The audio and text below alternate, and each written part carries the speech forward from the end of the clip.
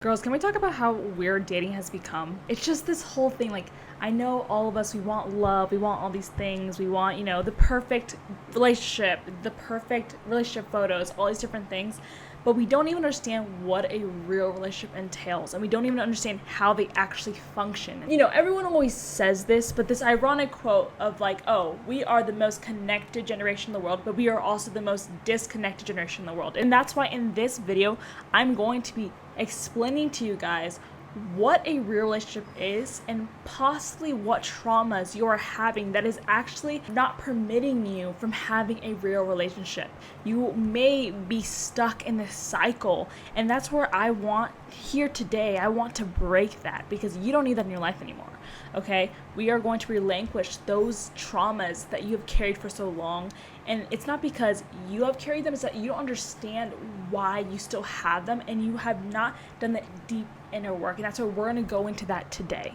So stay tuned for that. But before I even start talking about that, let me introduce myself. Hi everyone, my name's Danielle, and on here to help women stop playing small and start elevating their lives, okay? If you love to talk about faith, business, mindset, and the real inner work it takes to become an A player in your own life, then you've come to the right place. Make sure to follow Elevate Her Path.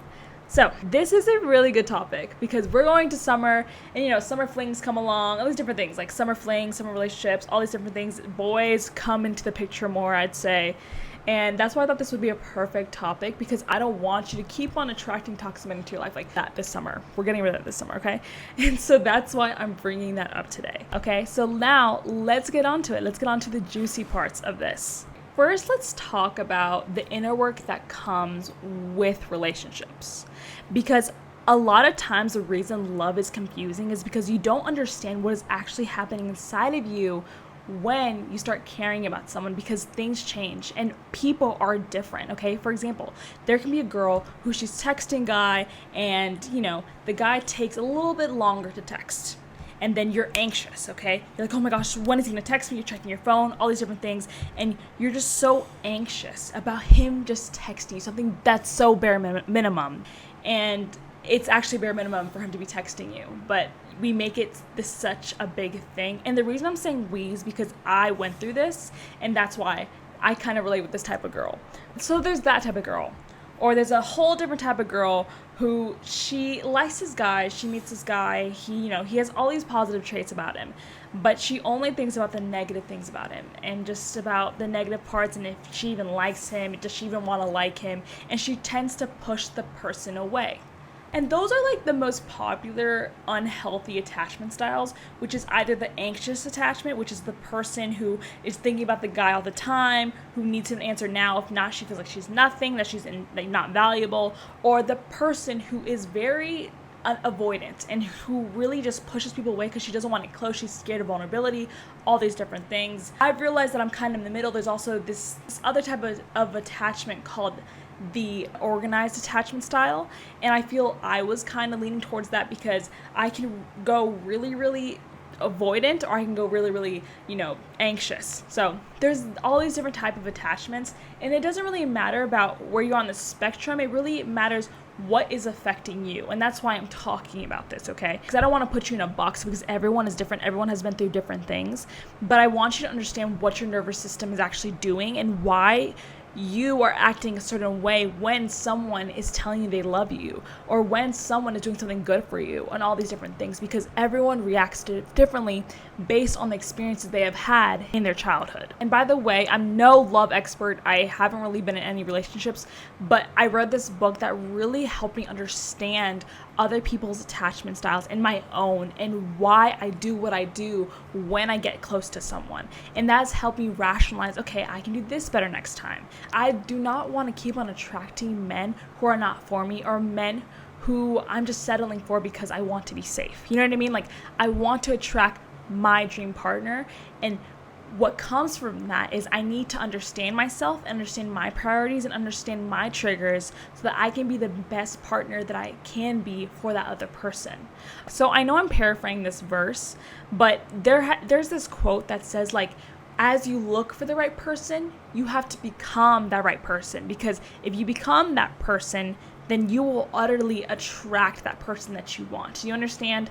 So that's where this is part of the process of understanding yourself. And as you understand yourself more and understand your triggers, understand your fears, understand what you believe, all these different things, you will ultimately find your partner. You will attract that, okay? Because your energy is magnetic, and people will either like feel the pull to it or feel like pushed from it, feel kind of like opposed to it.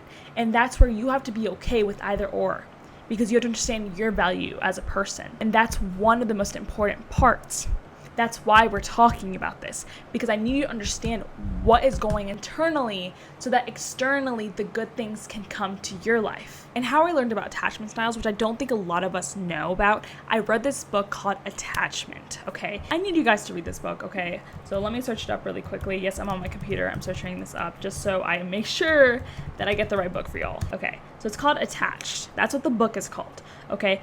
Attached, and let me give you the author, because this, you guys need to read this book. I'm telling you guys, because it's going to change how you view love, how you view yourself, and how you're going to continue to date. Because I don't think any of us right now, especially with movies, especially with what's out there, especially with social media, all these different things, all are different, healthy references. The things that they are showing us is not real love. And so that's why we need to come to reality and understand how things work. And I feel like this attachment book does show, oh, this is why I do this. Oh, this is what a secure relationship looks like.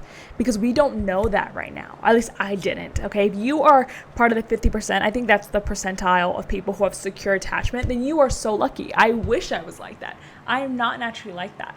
And that's why I needed to read this book. And the things I'm about to describe right now are going to tell you if you have a secure attachment style or if you have the others, okay? And I'm going to give you ways to combat what triggers you. And with learning this, it was like I was handed a new language of love, okay? And it's not because attachment styles like solve every problem for a relationship. That is not the point. What it helps you understand is that you are not just reacting to the person in front of you. You are reacting to your fears, to your old wounds, to your old expectations, and to old patterns that you never realized were actually within you. I think that's one thing that relationships show us. They show us our mirror. They show us our ugly side, our good side, all these different things that would not happen in isolation.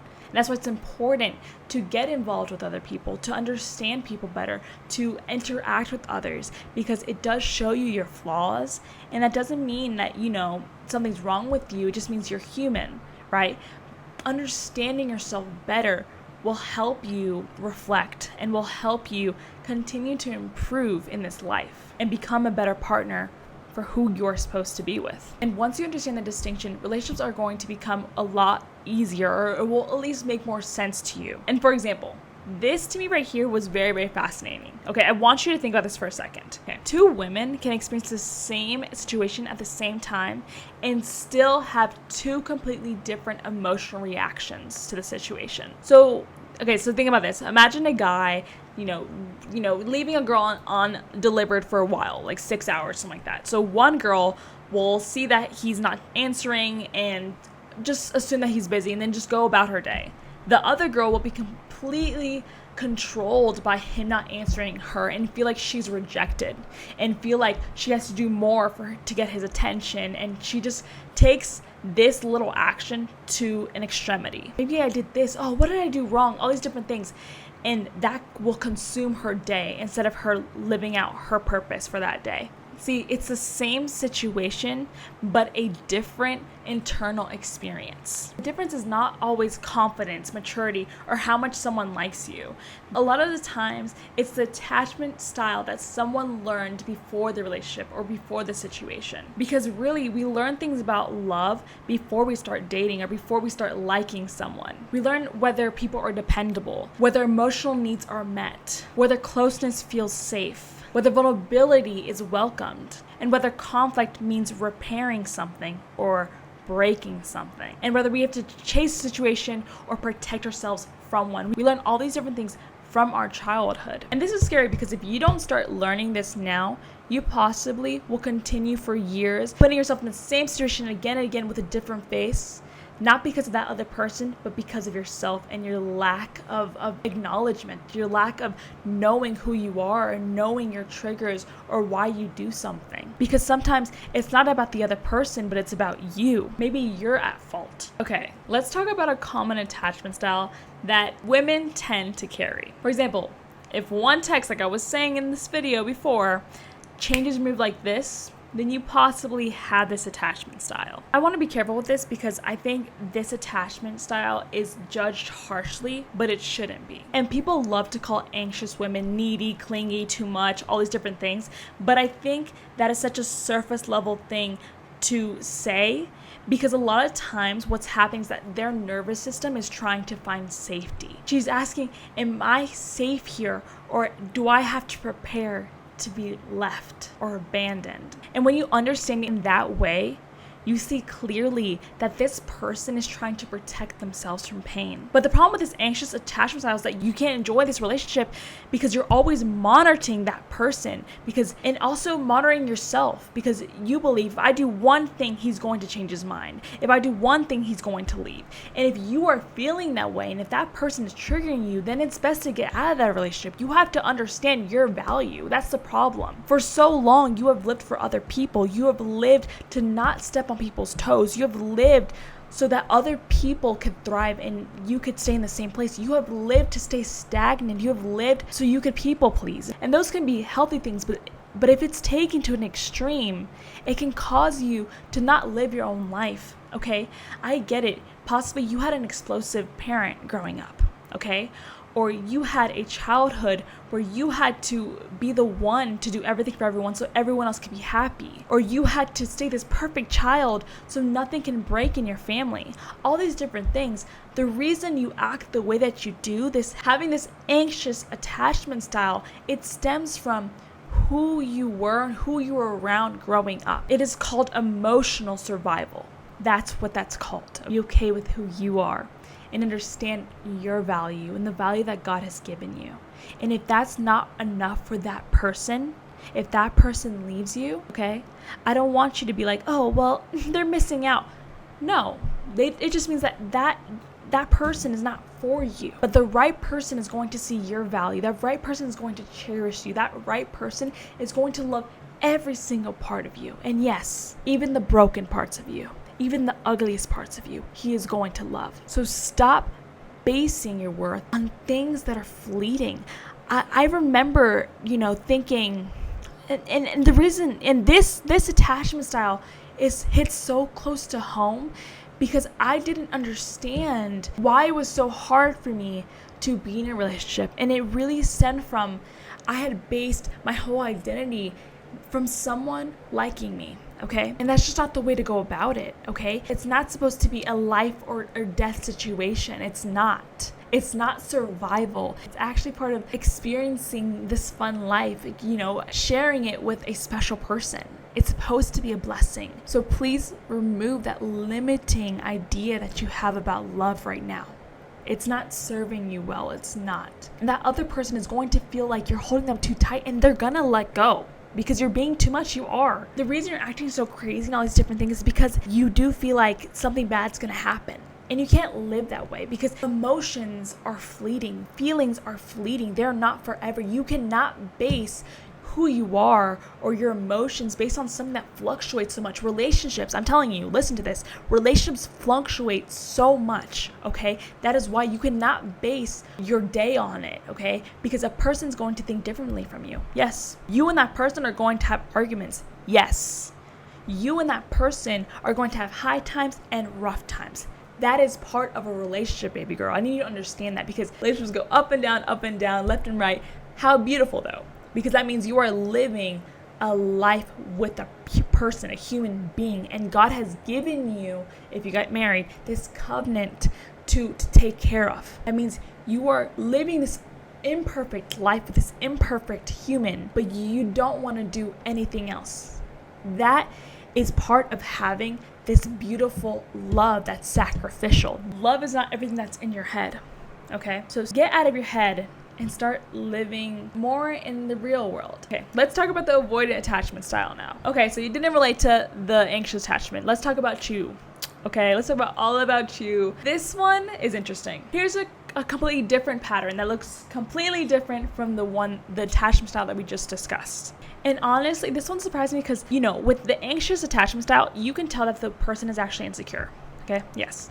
But with the detachment style, this avoidant attachment style, it doesn't always appear to be that this person's insecure. Sometimes it looks like a person who is independent, self-sufficient, focused, private, confident, and like the woman who does not need anyone. Once again, it sounds kind of like me. I don't know if it sounds like you. It kind of sounds like me. And she's clear, she's independent, all these different things, okay? And that person has her own goals, has her own viewpoints, has her own standards, has her own identity, and it's all healthy. But sometimes independence is armor, okay? Sometimes this woman, she feels like she doesn't need anybody, and she holds on to this independence as a shield because she has learned that it is dangerous to trust others or to depend on others. So for example, when someone starts showing her attention, or when someone tries to get close to her, or when someone tries to have normal conversations with her, she tends to have this uncomfortable feeling within her. Like this irking of, uncomfortability, like she doesn't want this. And she starts to question, do I even like them? Do I even want this attention? Like, I'm good. And she actually feels trapped. She feels stuck. Like, it doesn't feel good. And it's not because that person's not right for her or because this relationship is not right. It's really because she's so scared to let this person into her life. And I think this is why this specific attachment style can be so confusing, because this person can genuinely want a relationship, genuinely want a connection, but once love turns into vulnerability, but their nervous system will find any way to leave, any way to find an exit. And underneath what's happening is that person believes, if I depend on someone, then I'm going to get disappointed. If I let someone get close to me, I'm going to lose myself. If I need someone, that means I'm weak. So the avoidant person will create space to feel safe again, okay? She will avoid that person, or she will find any way, like I was telling you, to get out of it, to avoid that situation. So an avoidant person will usually try to make space to feel safe again. And it's not because they don't care, but because they actually care too much. And I think that's one problem with very independent women, because they are so prideful that they will not allow themselves to be vulnerable. And talking about this, we're not just talking about how you act in a relationship. We are also talking about what feels attractive to you, what feels safe, what feels exciting, what feels boring, what feels like chemistry to your body. We're diving deeper. Something interesting is I think a lot of people believe that chemistry or attraction is completely logical, or it's, romantic. But a lot of times it can come from the sense of familiarity. And as humans, we're simple creatures. So a lot of times we're just attracted to what feels familiar, okay? Not what actually is healthy for us. For example, if inconsistency feels familiar, then consistency is going to feel weird. Or if emotional distance feels familiar, then, emotional closeness is going to feel like, oh, that's too much. Or emotional availability is going to feel too much to you. Or if chaos feels familiar to you, then actually predictability and peace is going to feel so boring to you then. But that's like the basis of having a healthy relationship. We can actually self-sabotage ourselves based on what we are used to, what we grew up with. And that's why we have to understand what is healthy. And this is a big one, okay? A lot of women believe that you have to feel this spark with the person. This spark equals chemistry. This spark equals attraction. But sometimes this spark is actually your nervous system recognizing a familiar wound. It's not always that it's this beautiful, majestic thing. It can be that your body, it's looking for something unhealthy. That's why you have to regulate your nervous system. It's very important. If you have not rationalized what is going on underneath you, then you are not ready, and you need to face that. I don't care how old you are, all these different things. It does not matter about your age or anything you experience. It's matter how much you have healed within yourself.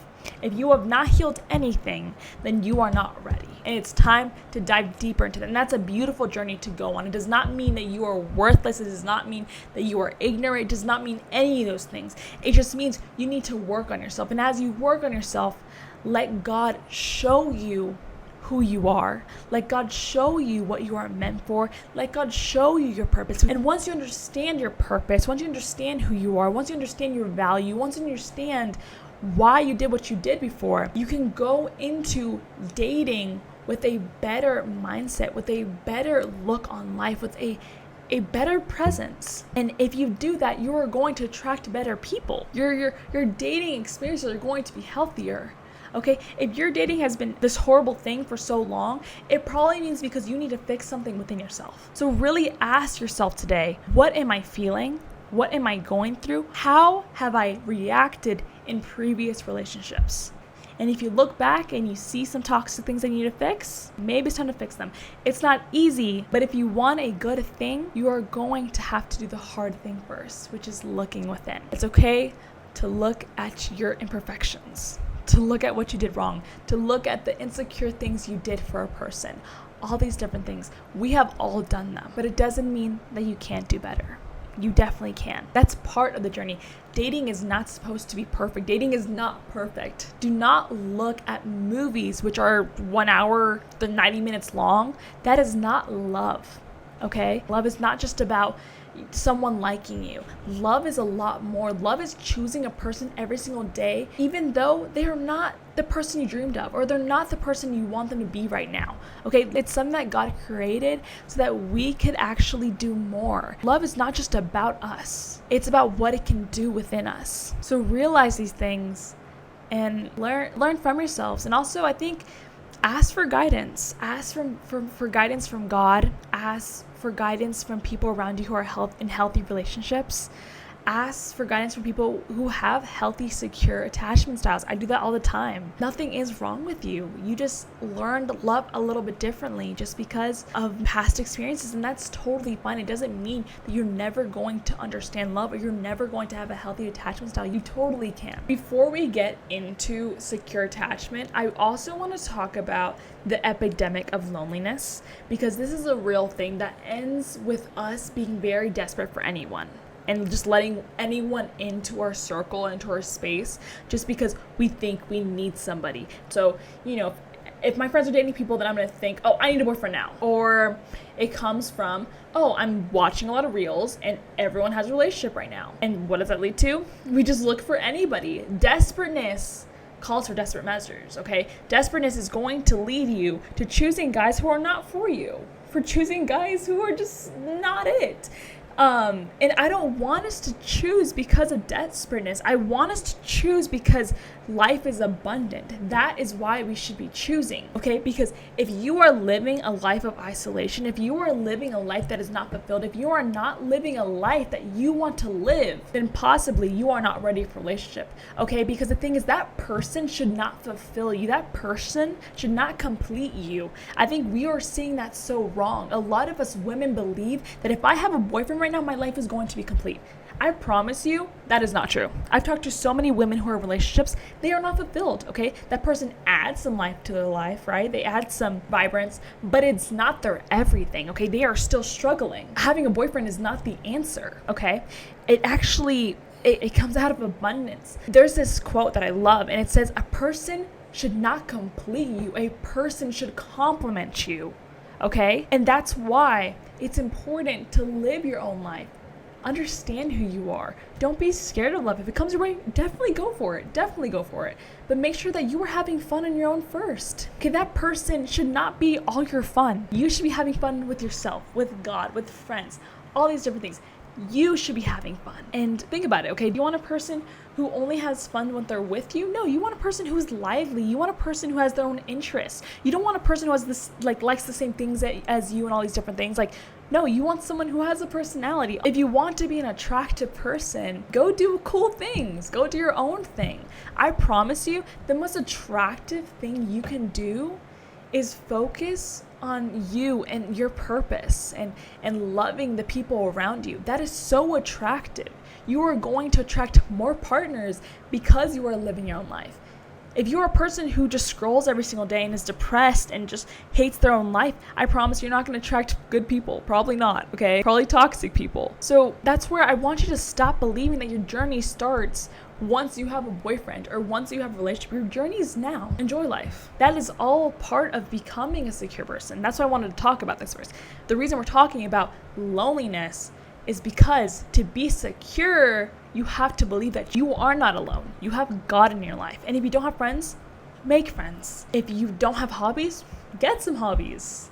If you don't have a job, go find a job. Like different things, like go make yourself worth something. Go be busy. Go define who you want to be in this life. And once you do that, I promise you, God is going to put someone perfect in your life. Not perfect, because once again, relationships are not perfect, but someone who suits you, someone who compliments you. How beautiful is that? Okay, now that I talked about that, let's move on to secure attachment, the attachment style that we should be striving for. And when I say the word secure attachment, you may be thinking in your head, oh, it's the person who doesn't, who's just calm and perfectly, who goes through life perfectly and who never struggles, who never feels rejected, and da-da-da. Like, that is not what secure attachment really is. Okay? Secure attachment is not the absence of emotion, but it's actually feeling emotion, but not letting it control you. That right there, that is security. That is peace. That should be the standard. For example, like a secure woman can maybe get rejected, but not believe then that she's unlovable or she's not worthy. Or she can love someone deeply and not make that person her whole world or her whole identity. That is what secure love is. And that is powerful. That is beautiful. It's not about being cold or being detached or being careless. It's the ability to love from a place of stability instead of fear. A woman is not asking for love to prove her worth every 5 minutes. And you know why? Because she already knows her worth. She's not trying to earn love through over-giving, over-explaining, chasing all these things. She is already loved. She already knows she's loved. This type of woman, she understands that another person's behavior does not define her identity. And I think that's what we should be working towards. We should be aware of this, aware of our triggers, aware of why we've been acting like this, aware of why we act like this in relationships, aware of why we act like this when someone approaches us, aware of why we act like this when someone says they love us, all these different things. We need to be aware of why, because once we understand the root of it, we can fix it, we can heal it, we can grow from it. And I wanted to let you guys know, like, the goal is not to never get triggered. That's part of relationships. You're going to get triggered a few times, okay? You're iron sharpening iron. You guys are two completely different people trying to love each other. That's normal, okay? But what I'm saying is that the goal is actually to not let those triggers make decisions for you. That is all I have for this episode. If you recognized yourself in this episode, I do not want you to shame yourself, okay? What I want you to do instead is to get curious. Why do you act this way? Why do you have this attachment style? What has happened to you in your own life, in your childhood, in your adolescence, throughout your life that has led you to believe that you need to act this way when someone you love is around you or someone you like is around you? That's why I'm telling you guys, read the book. It's so good. Okay, Attached. Read it. Highly recommend. It really did change how I thought about relationships, and within a year I have changed so much, and I'm so grateful for it, okay? And I want you guys to start realizing that and actually start seeing that growth. You can change. You can. You're not stuck this way, okay? You're not. Abundance mindset, remember, okay? That's what I teach on here. Because again, this attachment style is just a pattern. It's not your destiny. It's not your purpose. It's none of that, okay?